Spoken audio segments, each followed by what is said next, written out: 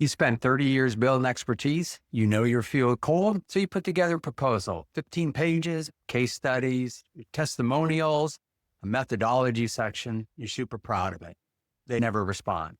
Meanwhile, someone else sends one page, they close the deal in 48 hours. Here's what that tells you. Winning proposals aren't the most impressive ones. They're the easiest ones to say yes to. And there's research behind this. When decision makers face high cognitive load, which describes every C-suite executive you're selling to, they choose the simplest option far more often.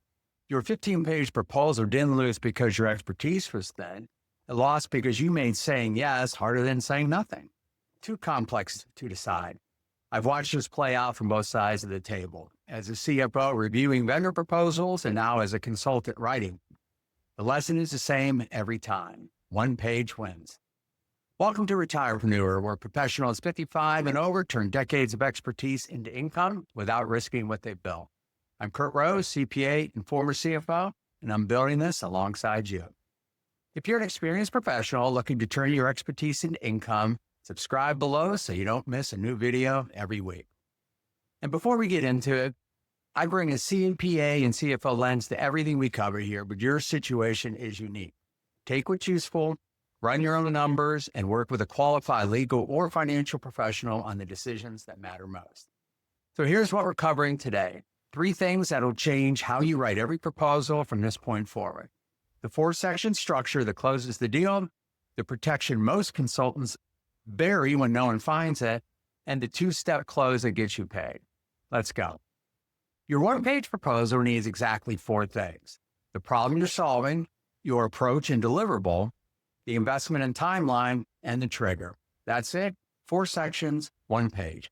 Start with the problem, and here's the discipline this requires. Write it in their language, not yours. So I provide strategic financial consulting services to optimize operational efficiency. That's consultant speak. No one hired you for that. Write it like this instead. Your monthly cash flow swings make it impossible to commit to the 2 hires you need. We'll build a 90-day forecast model that shows you exactly when you can afford to expand. That sentence proves you were listening. It also makes saying yes much easier. Section 2 is your deliverable, and this is where you earn your professional credibility right on the page. Be concrete. List exactly what they're getting, in what format, by what date. And then list one more thing, what you are not providing. More consultants skip that line because they're afraid of looking inflexible. You included because you're protecting the relationship before it starts. Little side note, when I was a home builder, we had probably the longest specification agreement ever. And that was because homeowners always said, I thought I was going to get this. And we would just whip out the agreement and say, well, no, here it is right here.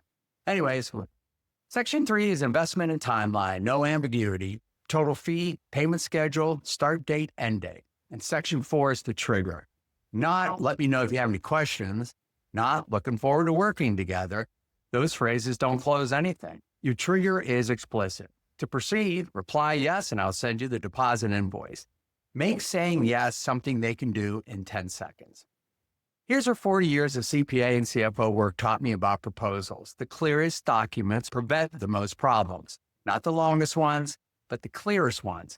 When you state upfront what this engagement covers and what it doesn't, you've protected yourself better than 10 pages of legal language. But here's where most consultants get this wrong. They weave their boundaries into paragraphs. They write a sentence about scope in the middle of Section 2 and assume the client will remember it 6 weeks later when they're asking for extra work. They won't. Here's what you do instead. Put a small key assumptions box at the bottom of your proposal. It looks like a footnote. It acts like a shield. Inside that box, you have the date the proposal expires, typically 14 to 30 days out, which also creates a natural urgency. The number of revision rounds included, when the start date activates, which is upon deposit receipt, and what additional work costs if they ask for more. That box does 3 things simultaneously. It protects you legally when a client says, I thought that was included. It's signaling to the client that you've done this before, and it forces you to think through the likely friction points before they become disputes. Hey, quick question before we get to the close structure.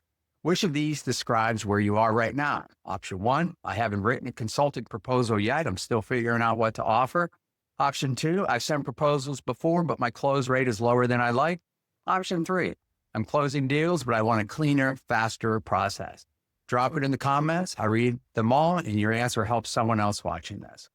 So your one-page proposal gets you to yes. Then what? This is where inexperienced consultants make one of two mistakes. They either start work immediately based on the proposal alone, operating on a handshake and hope, or they send a 20-page master services agreement the moment the client says yes, which raises new questions and kills the momentum they've just built. Neither works.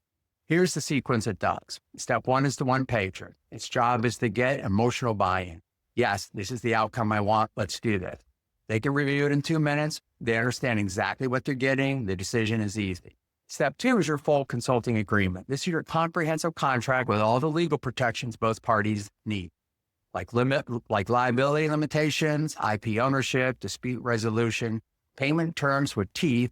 But here's why the sequence matters. Because they've already mentally committed to the one-pager, the contract becomes a formality to sign, not a document to pick apart. The proposal becomes Exhibit A, the scope both parties already agreed to. Everything in the master agreement is building protection around a deal that's already done. From a legal standpoint, a clear written proposal with price, offer, and acceptance can form a binding agreement under general U.S. contract law. Your master agreement adds the professional protections on top of that, but you need both. And always work with an attorney to build yours. So here's what I want you to take away from this. A one-page proposal isn't a shortcut. It's a discipline. It forces you to get clear on exactly what you're offering, exactly what you're not offering, and exactly what you want the client to do next. That clarity is not just a sales tool. It's how you run a clean practice. When I was reviewing proposals as a CFO, I wasn't impressed by length. I was looking for one thing. Can I trust that this person understands my problem and has done this before? A clear, well-structured proposal answered that question faster than anything else. That's the real value of getting this right. Not just closing more deals, though you will. It's showing up in front of clients as someone who has their act together, someone worth the fee, someone who's done this before and will still be easy to work with 6 months in. You spent decades building expertise. The proposal is just the first place that expertise shows up on paper. So make it count.